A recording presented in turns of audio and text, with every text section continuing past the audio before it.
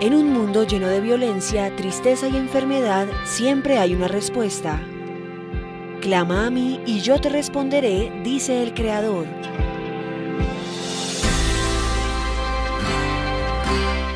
El Tabernáculo de la Fe presenta un mensaje de esperanza.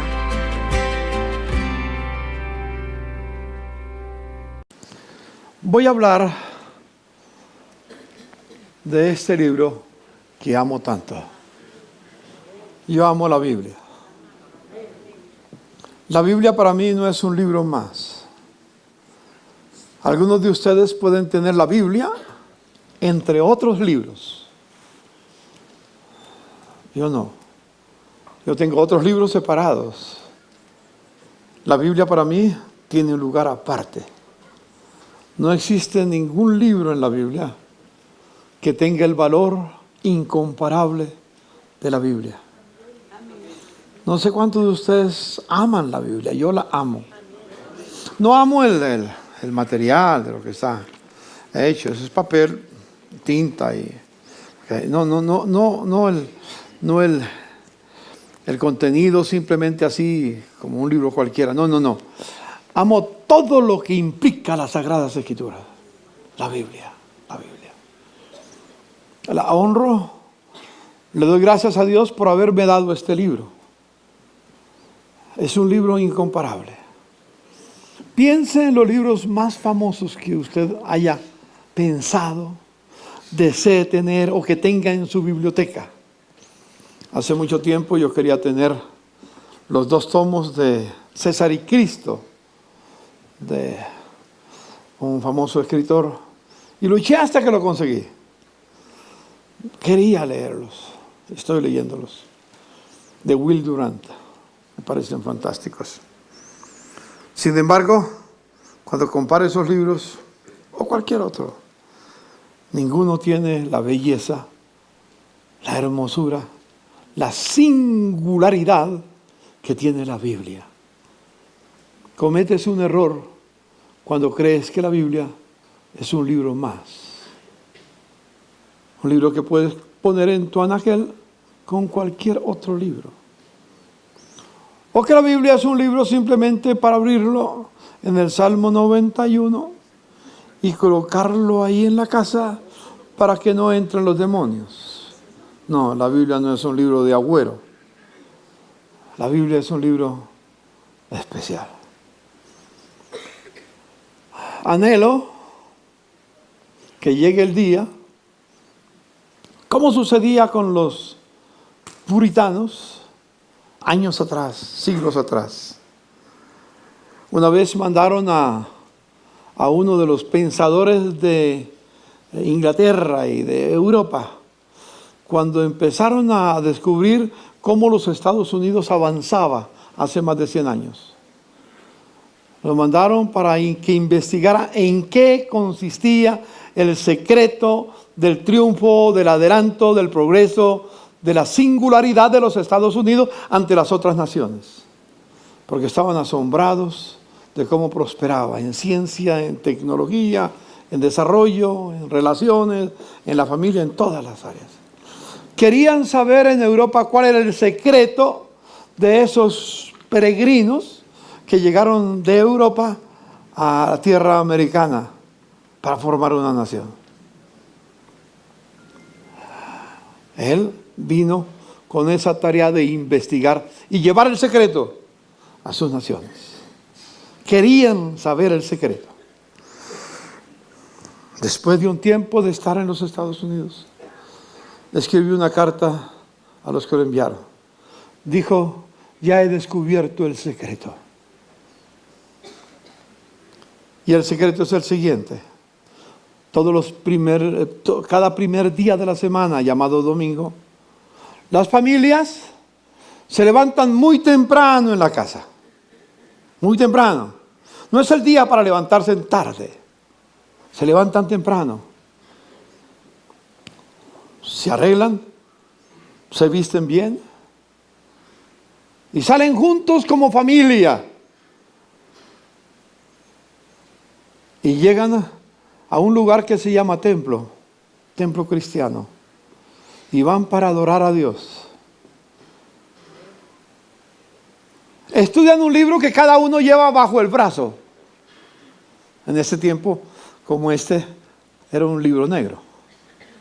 Decía, llevan un libro bajo su brazo, todos, los ancianos, los hombres, las mujeres, los niños, cada uno va con un libro negro en su brazo. Y cuando llegan a la que llaman iglesia, adoran a Dios y luego estudian el libro. Y regresan a su casa, lo comentan y viven conforme a ese libro. Y eso es lo que hizo grande a los Estados Unidos. Me comunico. Cuando Estados Unidos empezó a cambiar la idea y dejar la Biblia a un lado, ha empezado a decaer. Toda nación en la tierra, toda familia, toda empresa que tiene como estandarte principal las Sagradas Escrituras, prospera, progresa, triunfa, va adelante. Quisiera eso. Quisiera que cada una de las familias de esta congregación y de todas las congregaciones sean familias saludables, bellas, incomparables, hermosas. Que todas las empresas prosperen. Que toda la comunidad donde vivimos sea una comunidad bella y hermosa. Haya paz. El secreto de este libro. Hoy en día a muchos cristianos les da vergüenza tener la Biblia. Y hoy es fácil disimular la vergüenza. Perdónenme que voy a decir algo, no quiero ofender a nadie. Solo evalúenlo. Yo también lo tengo. Así que yo entro en los pecadores. Pero he decidido en la iglesia no tenerlo. Es el celular. Y ahí en el celular tengo la Biblia. Y he tenido la tentación cuando tengo la Biblia en el celular, que la abro para leerla, que de repente me entra un mensaje de texto. O un WhatsApp y aparece el tema. Y entonces yo dejo de leer la Biblia para leer el WhatsApp. ¿Ven? Muchas tentaciones de distracción. Yo sé que soy el único pecador. Ustedes no tienen problemas con eso. No tienen problema. Soy el único y pido perdón al Señor. Pero si alguien se identifica conmigo, también pídale perdón al Señor. Qué lindo que aprendiéramos a venir todos los domingos con un libro similar a este. No importa el color hoy en día que tiene, no importa. Pero traer la Biblia que la podamos tocar, palpar, leerla, marcarla, estudiarla, señalizarla, memorizarla, aprenderla. Para eso venimos a la casa del Señor, para adorar y para aprender las Escrituras. Cualquier familia, cualquier individuo, cualquier persona que decide hacer de la Biblia el centro central en su caminar diario, va a ser bendecido, va a ser prosperado. ¿Cuánto quisiera que los jóvenes que están en la universidad no se avergonzaran y llevaron la Biblia a su clase? ¿Cuánto quisiera que los estudiantes en colegios no se avergüencen de la Biblia y la lleven a clase? Pero los jóvenes me dicen, uy, qué oso, pastor. Qué oso llevar la Biblia a la universidad. No quiero quedar mal con los demás. Quiero estar a la moda. Que Dios nos ayude. Puede ser que eso no está en lo políticamente correcto. Lo políticamente correcto hoy en día es avergonzarnos de las Escrituras.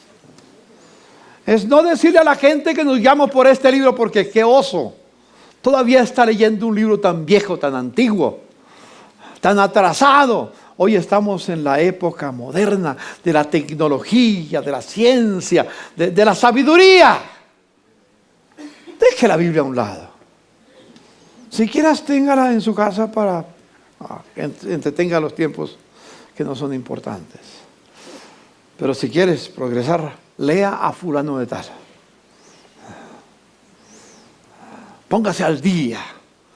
¿Han visto que cuando los noticieros pasan, hay unas secciones que a veces pasan de el libro que recomiendan?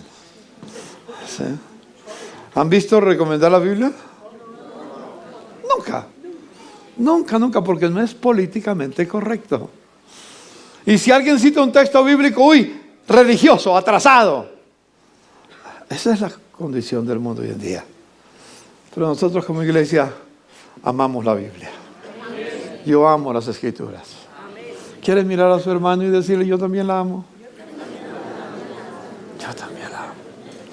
Y ojalá que todos traigan la Biblia. Todos.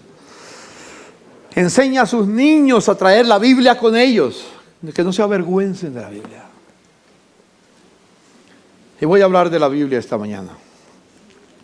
Quiero tomar un texto de la Escritura cuando hay una queja que el profeta expresa, y quiero aclarar eso, a una de las tribus que se llama Efraín. Y Dios le escribe una carta completa, pero unos pasajes especiales de la carta. Está en el libro de Oseas, capítulo 8, versículo 12. Oseas 8:12. Le escribí, ayúdenme, colóquenle la S, porque aunque fue dirigida, claro, en la forma a una tribu, por eso dice le a la tribu, pero esa palabra debe ser con S también, las dos cosas es igual. Entonces vamos a poner la S. Les escribí las grandezas de mi ley y fueron tenidas por cosa extraña. Equivalente la cosa extraña a basura. Equivalente a algo que no importa. A algo que no tiene relevancia. A algo que no tiene significado. Les escribí las grandezas de mi ley. Y el pueblo lo trató como algo sin importancia, insignificante, como basura. Quiero hablar de la Biblia. En este pasaje quiero tomar tres aspectos del pasaje. Primero, les escribí. Segundo, ¿qué escribió? Las grandezas de la ley o las grandezas que él tenía en su corazón. Tercero, la respuesta que los que recibieron el mensaje le dieron. El autor, el contenido y el trato que se le ha dado. Y espero que nosotros, el Señor nos ayude a entender esta bendita palabra. La Biblia, la pregunta inicial, ¿quién es el autor? No digan nada, solamente piensen. ¿Quién es el autor? Algunos me dicen, bueno, el autor del Pentateuco, o sea, Génesis, Éxodo, Levíticos, Número, Deuteronomio, es Moisés. Si yo le pregunto cuáles son las 14 epístolas que están de un solo escritor del Nuevo Testamento que escribió 14 epístolas, ¿y quién es el autor de esas 14 epístolas? Dirían Pablo. Si le pregunto cuál es el autor de los evangelios, uno me diría, un evangelio, el autor es Mateo. El otro evangelio, el autor es Marcos. El otro evangelio, el autor es Lucas. El otro evangelio, el autor es Juan. ¿Quién es el autor de los Hechos de los Apóstoles? Alguien me diría, Lucas, compañero de Pablo. Y así, y cada uno empezaría a decir, esos son los autores. Déjeme ahondar sobre el tema. La Biblia fue escrita en un periodo de 1500 años, del primer libro al último libro. La Biblia está compuesta por 66 libros. Por eso se llama Biblia, biblioteca. 66 libros. Esos 66 libros, cada uno tuvo un lugar en la historia. Durante 1500 o 1600 años, del primer libro al último libro transcurrió eso. ¿Cuántos supuestamente escritores tuvo? Aproximadamente 40, que se menciona que fueron los instrumentos para escribirla. 40 aproximadamente. Fue escrito en 3 idiomas. Escrito en una parte en hebreo, otra parte en griego, otra parte en arameo. Muchos de los 40 que se afirma que escribieron no se conocieron. Es más, ni siquiera conocían lo que el otro había escrito. En un periodo de 1600 años. No es un periodo de 1 año, 2 años de una generación, sino de cientos de miles de generaciones.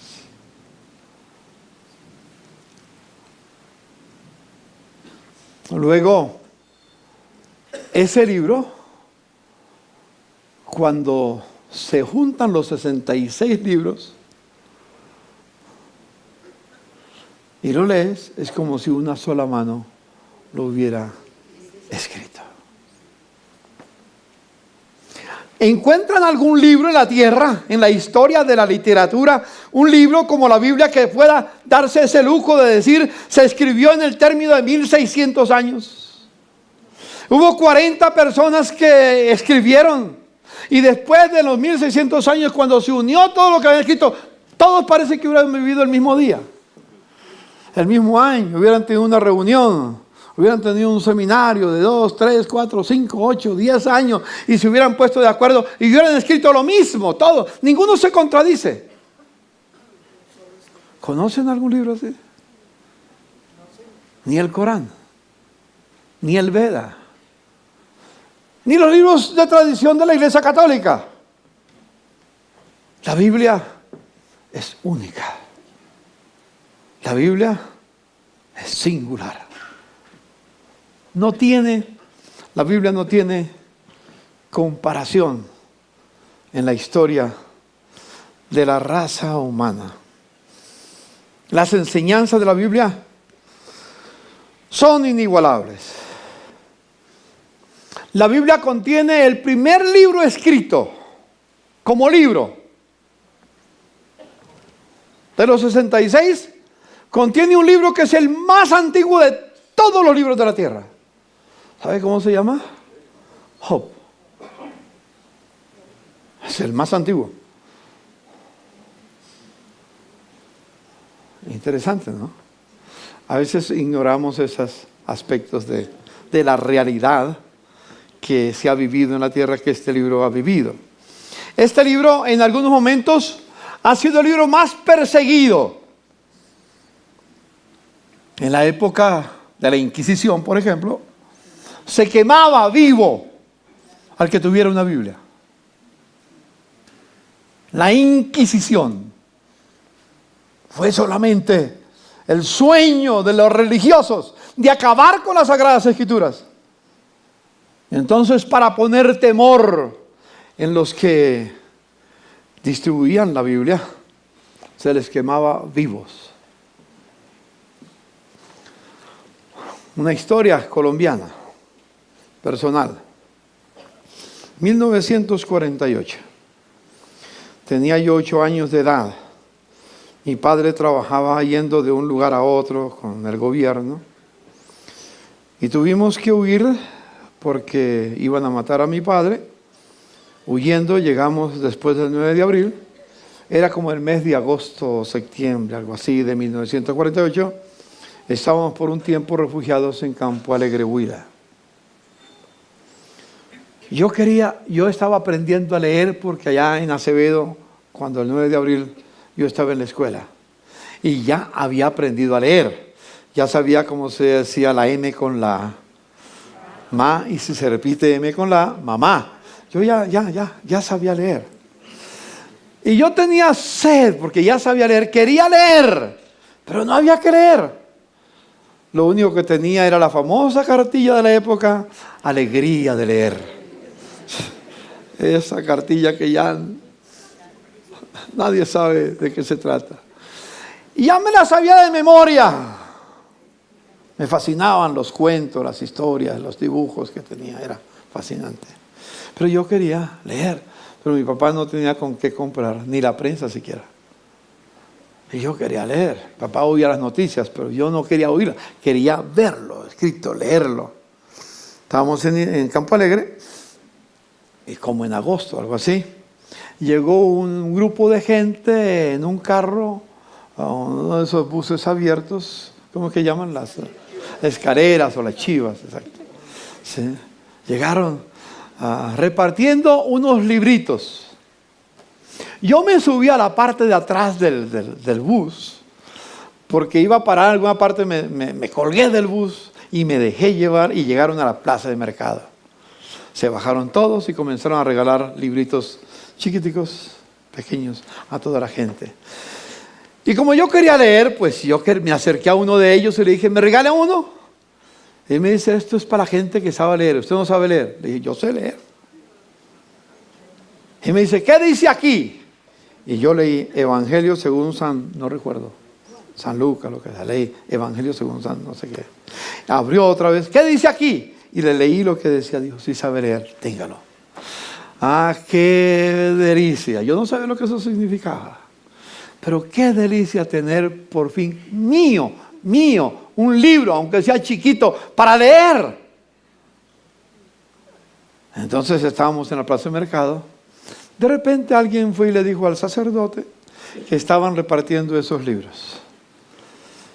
Y el sacerdote toma el micrófono por el altoparlante y le dice, a todos los que han recibido esos libros están vivos y ardiendo en el infierno. Para escapar, rómpanlos. Y toda la gente, pues temerosa, los rompió. Y la plaza se llenó de blanca, quedó blanca la plaza. Los libros rotos.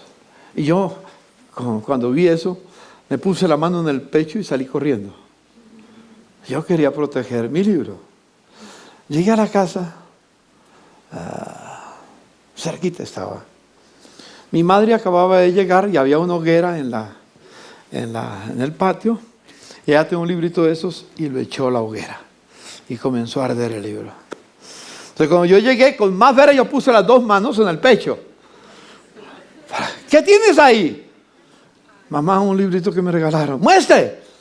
Y lo saca. No, hijo, estamos vivos y ardiendo en el infierno. Hay que quemarlo.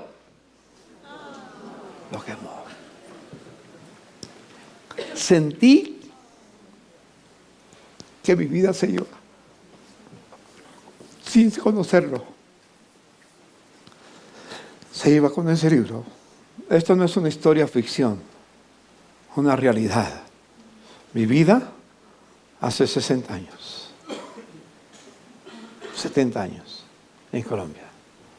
1960 era prohibido tener la Biblia en la casa.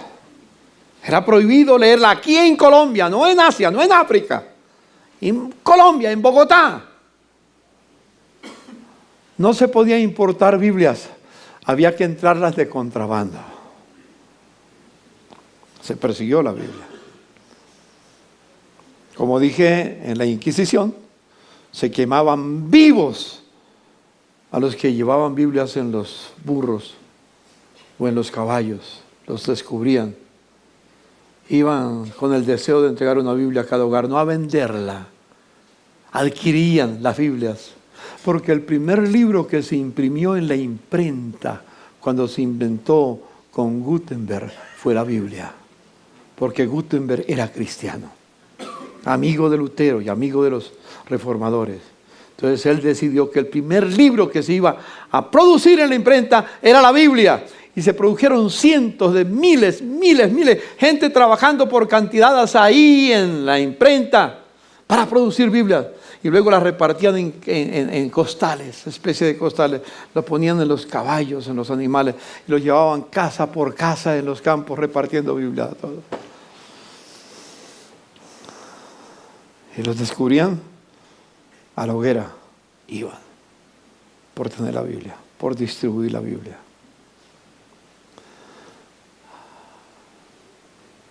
Eran tiempos difíciles.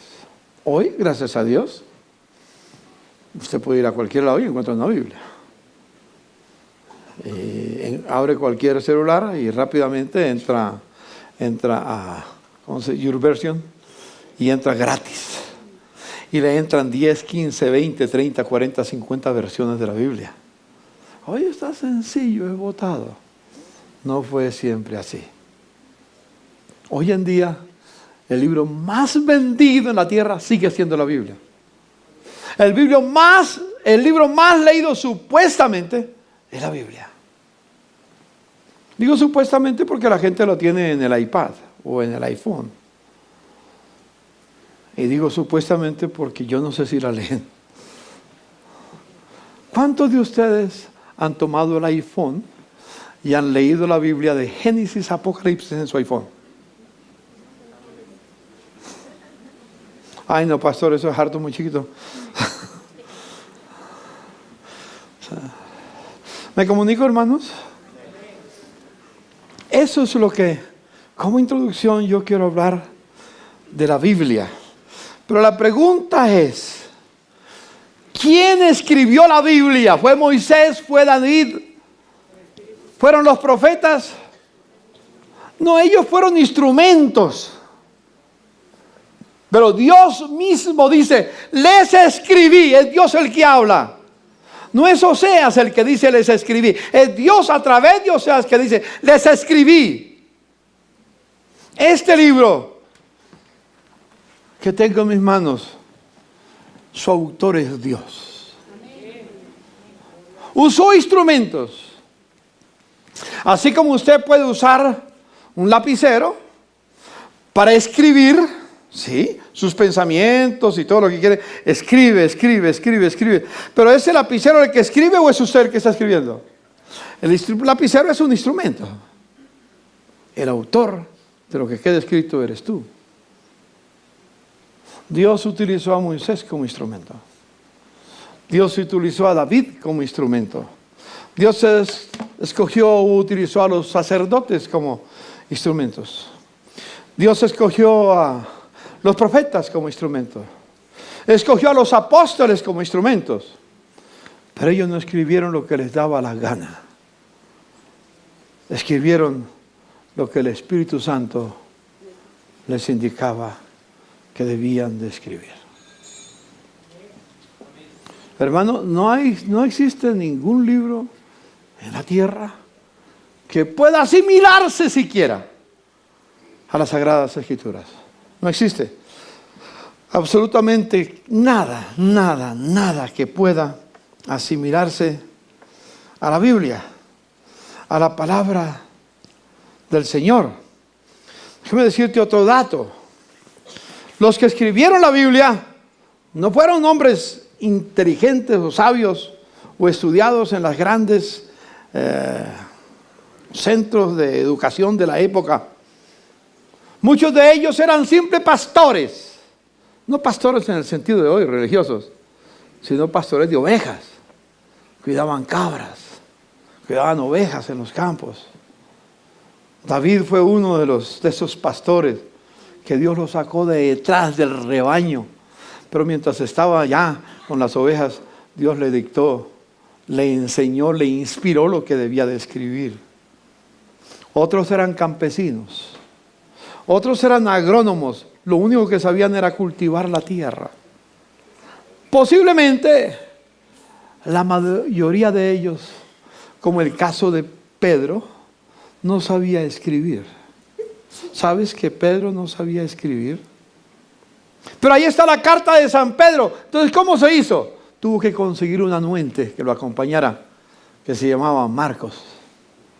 Realmente el Evangelio según San Marcos, Marcos solamente narra lo que Pedro le dictaba por inspiración del Espíritu Santo. Otros fueron reyes. Otros fueron sabios como Salomón. Otros fueron filósofos. Algunos escribieron desde el palacio real, en medio del café, o no sé si tomaban café, del té o de la bebida aromática, la que fuera, sentados ahí con alguien que le echara aire, ¿sí? Y escribían en tronos de marfil. Otros escribían en el campo, en la chocita, donde no había luz. Tenían que prender alguna lámpara y a la luz de la lámpara escribían lo que ellos pensaban que se debía escribir. Otros escribieron en medio del exilio, como Daniel, exiliado, escribió. O Jeremías u otros. Otros escribieron en medio de la aflicción. Otros escribieron en medio del dolor. Otros escribieron en medio de lo plácido. Es una variedad imposible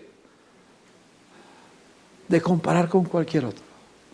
Repito, cuando se cierra, se correctan a través de la historia por inspiración del Espíritu Santo, por aquí el Espíritu Santo, se colectan 66 libros especiales. Había muchos más.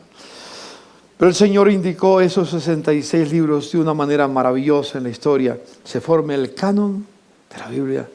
Se juntaron los 66 libros y repito, es como si una sola mano los hubiera escrito.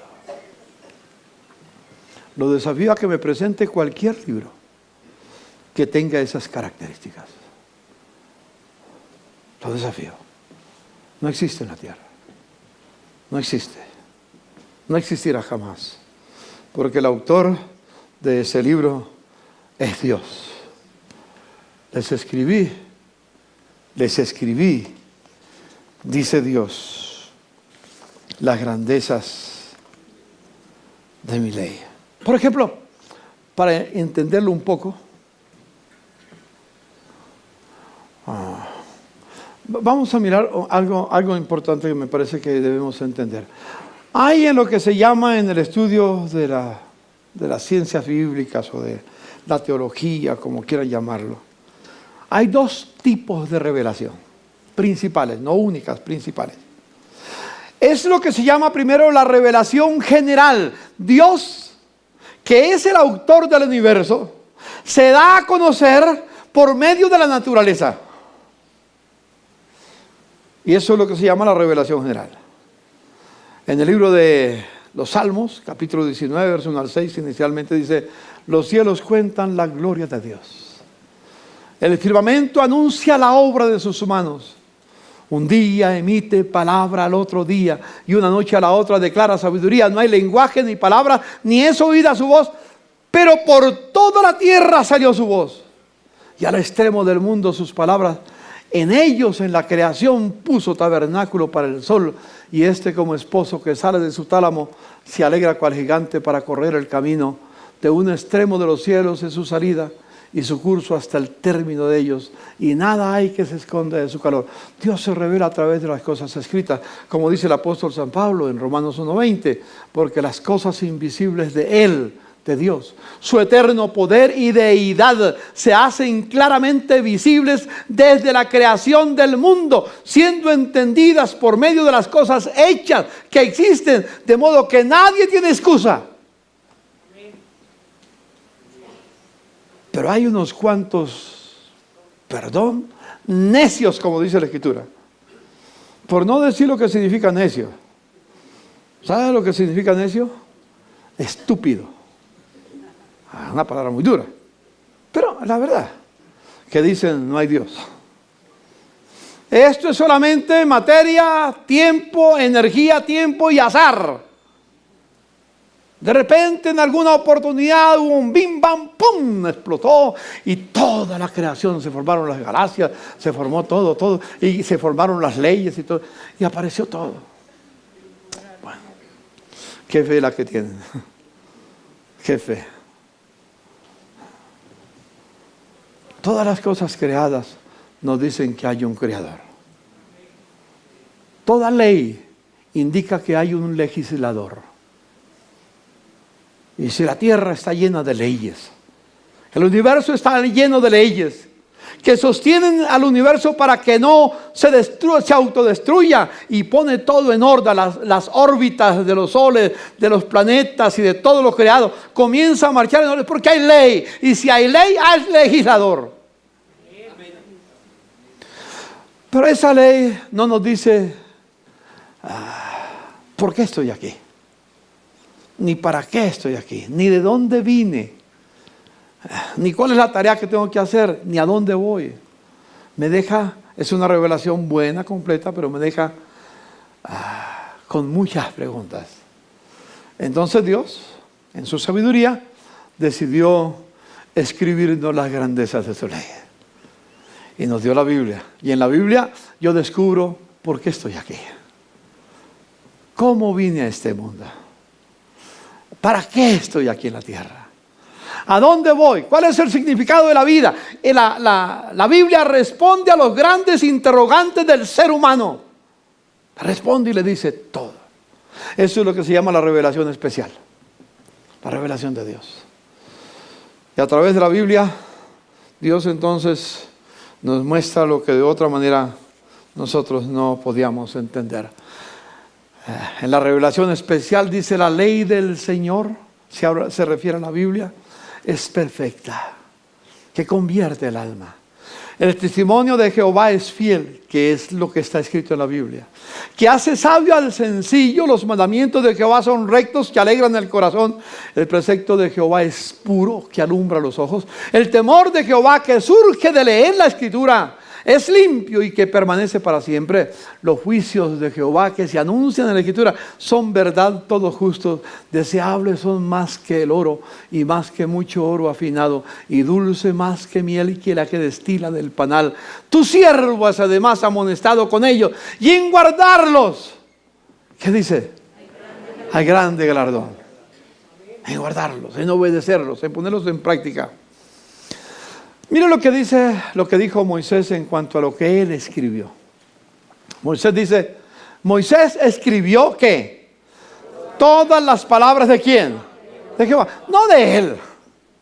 Él no dice: les escribo de mi cosecha, lo que yo siento, lo que yo pienso, lo que creo que debe de ser. No, no, no.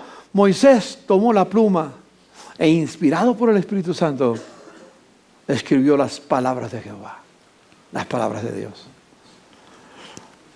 Jehová dijo a Moisés: escribe tú estas palabras, porque conforme a estas palabras he hecho pacto contigo y con Israel. Dios le dice a Moisés: escribe estas palabras, las que él indica. No le dijo lo que te inspire en este momento, lo que tú sientas, escríbelo y yo voy a poner pacto. No, escribe estas palabras que yo te doy. Y pudiéramos mirar muchos textos del Antiguo Testamento, no tengo tiempo. Vamos a 2 textos del Nuevo Testamento. Por ejemplo, en Juan 12:49, Jesús, lo que Jesús dijo: porque yo no he hablado por mi propia cuenta. El Padre que me envió, Él me dio mandamiento de lo que he de decir y de lo que he de hablar. ¿Sabe por qué las palabras de Jesús son sabias? ¿Sabe por qué nada comparable al sermón anunciado frente al mar de Galilea, allá en la montaña, capítulo 5, 6 y 7 de Mateo, lo que se llama el sermón del monte? ¿Por qué tan sabio? Porque es palabra del Padre. Y Jesús solamente habló lo que el Padre le daba que hablara. En Juan 17:8, en esa hermosa e incomparable oración que Jesús hace antes de ir a la cruz, dice al Padre, orando a Él: porque las palabras que me diste les he dado. ¿Qué le dio? ¿Qué palabras le dio Jesús a sus discípulos? Las que el Padre le dio. Y ellos las recibieron. ¿Y cómo las recibieron? Han conocido verdaderamente que salí de ti y han creído que tú me enviaste. Para mencionar sencillamente, ni los profetas, ni Moisés, ni los sacerdotes, ni los salmistas como David u otros escribieron, que está en la Biblia, escribieron de su propia cosecha. Fue lo que el Padre y el Espíritu Santo les inspiró. Jesús mismo también dice. Pablo entonces dice estas palabras, le dice a Timoteo: pero persiste tú en lo que has aprendido y te persuadiste sabiendo de quién has aprendido y que desde la niñez, ¿qué dice? Has sabido las sagradas escrituras. Bendito los hijos que sus padres le enseñan desde su niñez las sagradas escrituras. Bendito esos muchachos. Posiblemente muchos de ustedes no lo hicieron porque conocieron la fe más tarde. Espero que podamos enderezar el camino y que los nuevos matrimonios que empiezan a forjarse y que tienen hijos, levanten a sus hijos enseñándoles las sagradas escrituras. ¿Por qué? Sigue diciendo, las cuales te pueden hacer sabio. Y la palabra salvación significa sabio para vivir la vida. Vivir en salud, vivir en prosperidad, vivir en progreso, etcétera, etcétera, por la fe que es en Cristo Jesús. Y luego dice el motivo principal. ¿Por qué? Toda la escritura es inspirada, ¿qué? Diga conmigo, todo este libro es inspirado por Dios, todo.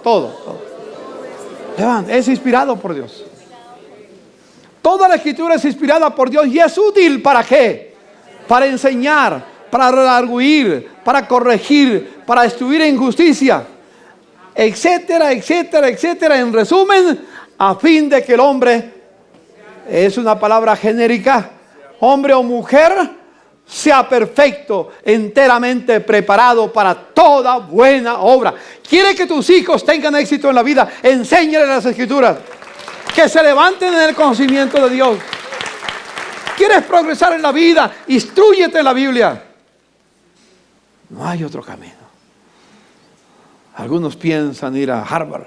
Está bien si puedes, vaya a Harvard, saca un doctorado en la vocación que tienes. Es bueno, no es malo, es bueno. Pero nunca puede reemplazar las sagradas escrituras. Si vas a Harvard, llévate la Biblia. Si vas a Cambridge, a Inglaterra, llévate la Biblia. Donde quiera que vayas, llévate la Biblia, porque ella te va a hacer sabio. Aleluya. Y será útil para enseñarte, para redarguirte, para corregirte. Será útil para todo. Dale un aplauso al Señor. Dale un aplauso a Jesús. Útil. Y sigue diciendo el apóstol San Pedro, por ejemplo, dice aquí, tenemos también la palabra profética, o sea, este libro, más segura, a la cual hacéis bien de estar atentos como a una antorcha que alumbra en lugar oscuro, hasta que el día esclarezca y el lucero de la mañana salga en vuestros corazones. Entendiendo primero esto, que ninguna profecía es de la Escritura es de interpretación privada. Y vamos a hablar de eso enseguida. Porque nunca la profecía fue traída por voluntad humana, sino que los santos hombres de Dios hablaron siendo, ¿qué? Inspirados por el Espíritu Santo. Me asombra, me maravilla de las Escrituras varias cosas. Primero, me maravilla su sinceridad. Me maravilla de Dios la sinceridad que Él tuvo. Él escogió instrumentos humanos, pero nunca escondió los defectos de esos seres humanos que utilizó. Nos descubre al leer la Biblia las debilidades de David, las debilidades de Moisés, las debilidades de Salomón, las debilidades de todos ellos. No la ocultó, no presentó superhombres, presentó hombres y mujeres que podían fallar. Y declaró el fallo que tenían. Y nos enseña cómo corrigieron su vida los que lo corrigieron. Me asombra también su sencillez. Un niño puede leer la Biblia. No pienses que una persona para poder leer la Biblia tiene que tener un máster en teología, o un máster en hebreo, en griego, en arameo, o en cualquier otra lengua. ¿Qué tiene que ser un filósofo? No, es sencilla. Lutero decía una palabra que ofendió la mentalidad de los poderosos intelectuales de la época. Decía, un campesino con la Biblia, que no tiene ningún título, es más sabio y poderoso que cualquier papa con todos sus conocimientos. Eso ofendió profundamente a los de la religión de la época. Porque su enseñanza, su contenido es sencillo. En tercer lugar, es claro. Me asombra la claridad de las Escrituras. No hay misterios. O sí hay misterios, pero lo que tú necesitas saber es claro. Y a medida que comienzas a vivir lo que la palabra tiene, comienzas a tener más entendimiento, más entendimiento. El entendimiento que yo tengo hoy, después de 57 años de leer la Biblia, no es el mismo que tenía hace 57 años. Cada año, a medida que la estudio, que la leo, que la medito, que la memorizo, que comienzo a vivirla, comienzo a entender más y más y más la claridad de las Escrituras. Luego, la profundidad. Así es como una mina. Mientras más uno cava, más tesoros se encuentra al final. Al principio encuentra muchas riquezas, pero siga cavando y encontrará tesoros inigualables. Una mina de esmeraldas. Las esmeraldas no están a flor de piso. Tiene que trabajar y mientras más ahonda, mientras más va en la roca, más venas verdes comienza a encontrar, más belleza de esmeraldas comienza a tener. Así es la Biblia. Mientras más la estudia, más profundidad comienza a tener para tu vida. Me asombra su autoridad. La autoridad de la Biblia es única.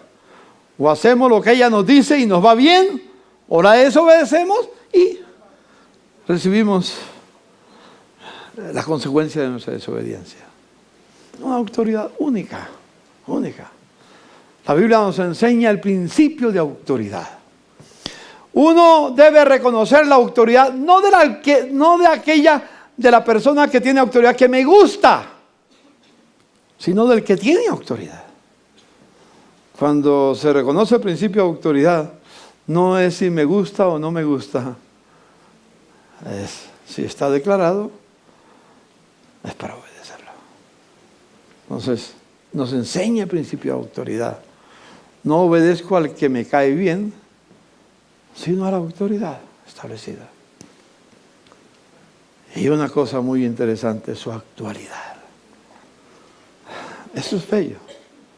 Tú lees la Biblia esta mañana, escuchas las noticias o lees la prensa, y es como si hubiera sido escrita la Biblia esta mañana. Nunca pasa de moda. Digamos, nos asombra de la Biblia su sinceridad, digámoslo juntos, su sinceridad, su sencillez, su claridad, su profundidad, su autoridad, su actualidad. La Biblia es única. ¿Qué decía? Su permanencia. Hay muchas cosas que puede decir, su permanencia, su infalibilidad, etcétera, etcétera, etcétera. No estoy haciendo una lista exhaustiva. Póngale el resto, hermano, póngale el resto. Es verdad, eso y mucho más. ¿Sabe por qué? Porque el dueño, el autor de la Biblia es Dios. Amén. Por eso que he dicho, y mucho más, pero mucho, mucho más. Esto es solamente un pedacito nada más. Segundo, ¿cuál es el contenido de la Biblia? ¿Cuál es? Las grandezas de la ley de Dios. No hay nada en la Biblia que no sea grande. No hay ningún mandamiento, por pequeño que sea, que no produzca grandes resultados en la vida de las personas. No hay ningún mandamiento, por pequeño que sea, que si se viola no sufrimos las consecuencias. Ni una jota ni una tilde, dijo Jesús. El símbolo más pequeño en el idioma hebreo, la jota o la tilde, jamás pasará. Si uno lo viola, va a tener problemas. Si lo vive, va a tener bendición, va a tener abundancia. Escribirle las grandezas de mi ley. Un hombre de Dios se sujeta a lo políticamente correcto. No, estamos aquí para declarar la voluntad de Dios. Para declarar la voluntad de Dios. Gracias, hermano. Gracias. Tristemente, hoy en día se habla de los vientres de alquiler. Mujeres que prestan, alquilan sus vientres para tener un hijo.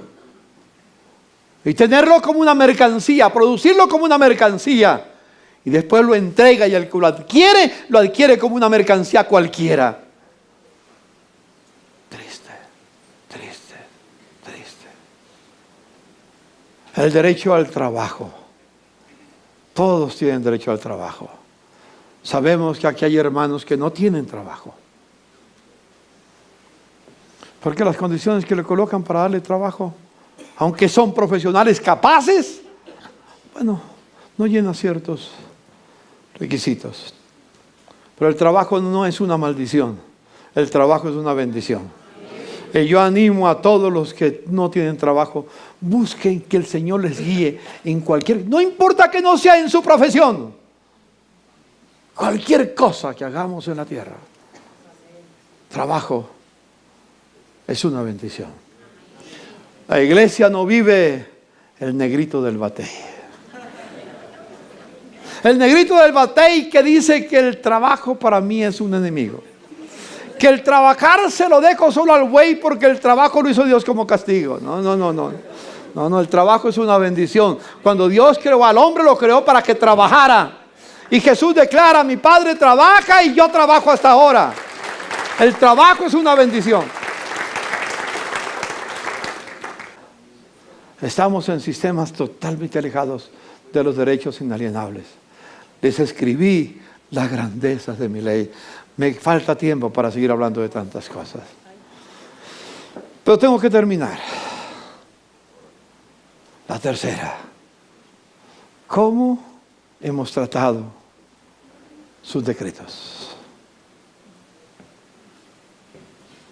Puede ser, hermanos, puede ser que algunas cosas de los decretos de Dios no me gustan. Puede ser. ¿Y quién le dijo que Dios escribió sus mandamientos para los que le agradara? ¿Quién le dijo que alguien debe leer y obedecer los mandamientos de Dios porque le caen bien? Y los que no les caen bien, pues los deja para los bobos, para otros.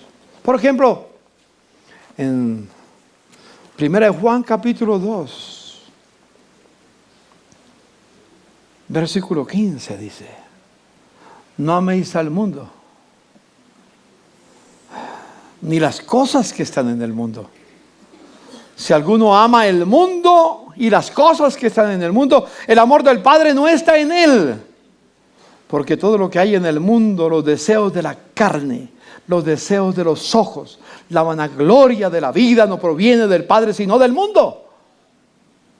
Y el mundo pasa y sus deseos, pero el que hace la voluntad de Dios permanece para siempre. Le voy a dar una ilustración. Los matrimonios cristianos deben de ser esos matrimonios cristianos. Lo que Jesús nos dice en su palabra. Hacemos la ceremonia muy linda, invocamos el nombre de Dios, bendecimos a los contrayentes en el nombre de Dios, declaramos ese lugar un lugar sagrado, santísimo, se convierte en un altar divino, no importa dónde sea, no importa que sea un parque, no importa que sea un club, no importa, en ese momento que se celebra el matrimonio es un lugar sagrado, sagrado. Y yo tengo un problema, mientras que yo estoy presente, no hay trago, no hay parranda, no hay orquesta, no hay pachanga. Y apenas algo, arranca la pachanga. Y me entristece ver a hermanos de la iglesia, disfrutando del mundo como si fuera a tomarse un vaso de agua. Yo creo que el baile tiene su lugar, pero pongámoslo en orden, el baile cultural. Es muy distinto bailar en la cultura, ¿cómo se dice? Un curulao que sea cultural. Es muy distinto a bailar los otros canciones de otra música que es amacizado. A champeta, yo no sé cómo. Es muy distinto. Una cosa es la música cultural. En los tiempos de Jesús, Jesús estaba presente cuando había música cultural. La música de Israel era cultural. Sí. No era para provocar deseos sensuales. No era para conquistar a la otra persona. No tiene nada que ver con la carne, con el baile del mundo. Eso es otra cosa. ¿Quieren bailar en una fiesta? Aprenda música, aprenda a cantar, a bailar música que exalte la cultura, está bien. Pero cuando ya empieza otra cosa y descubro que no es algo cultural lo que hacen, es carnal. No digo que se va a ir al infierno porque lo hace, no me atrevería a decir eso. Dios juzga. Que Dios te ayude y te dé sabiduría. Si el Espíritu Santo te impulsa a bailar amacizado con la mujer que no es tu mujer, con el hombre que no es tu marido, con la persona que no tiene nada que ver contigo, si el Espíritu Santo te impulsa, hazlo. Pregúntale al Señor, ¿qué harías tú en mi lugar? Eso cambia.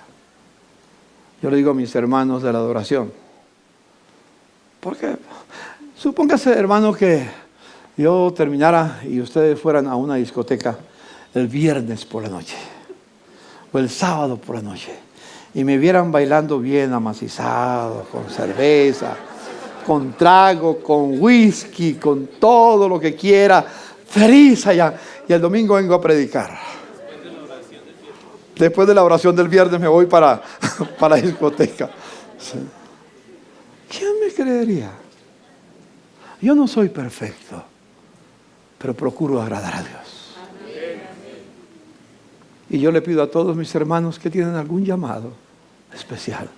No son perfectos, pero vivan para agradar al Señor. No es posible agradar al diablo y agradar a Dios. Voy a terminar diciendo, aquí hay un pasaje: hagamos de Colombia una gran nación. Y la hacemos. No tengo el tiempo de leer el pasaje para que lo lean en su casa. Está, anótelo, Deuteronomio capítulo 4, versículos 5 al 9. 4, 5 al 9. No me da el tiempo para vivirlo. Déjeme terminar con esta expresión. Es imposible vivir sabiamente sin Dios y sin la Biblia. Y subrayen, imposible. Puede vivir neciamente, pero es imposible vivir sabiamente sin Dios y sin la Biblia. Señor Jesús, te doy gracias en esta mañana por la oportunidad que tú me das de compartir con mis hermanos tu palabra, Señor. Guíame. Guía a cada uno, Señor, para que no tengamos las grandezas de tu ley como basura. Que yo escojo lo que quiero y lo que no quiero, no lo hago. No, Señor. Permítenos obedecerte siempre, fielmente.